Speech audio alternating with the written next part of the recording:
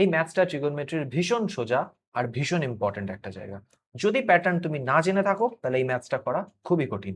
চলো তাহলে দেখে নিই এই ম্যাথসটা কি করে সলভ করা যায়। আচ্ছা, কি বলেছে? cos square alpha minus sin square alpha equal to tan square beta. Okay, দিয়ে প্রুফ করতে বলেছে cos beta equal to 1/√2 cos alpha. Okay, তাহলে এখানে একটা জিনিস বোঝা যাচ্ছে, cos বিটা আর cos আলফা, tan এর কোনো গল্প নেই, sin এর কোনো গল্প নেই। তাহলে এখান থেকে আমরা একটা জিনিস বলতে পারি, cos square alpha minus sin square alpha equal to tan square beta, যেটা গিভেন আছে সেটা আমি লিখলাম।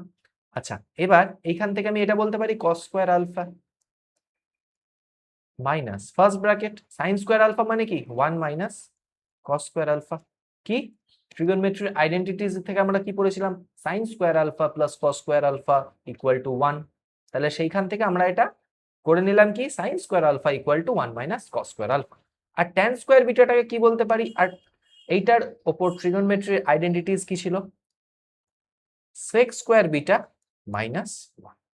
বোঝা গেল? আচ্ছা, তাহলে এইটাকে আমি যদি ব্র্যাকেট ওপেন করি কি বলতে পারি?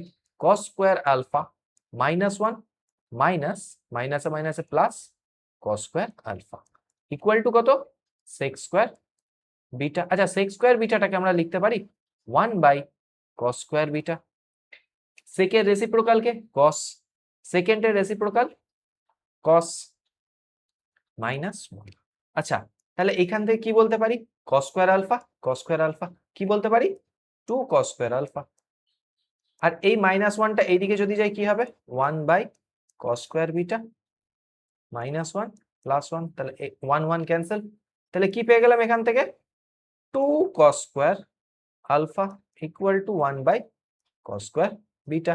আচ্ছা, এবার এটাকে বলতে পারি cos square beta cross multiplication 1/2 cos square alpha. এবার বোথ সাইড কি করে নিলাম? স্কয়ার রুট নিয়ে নিলাম। তাহলে cos square beta sorry cos beta equal to 1/√2 cos alpha.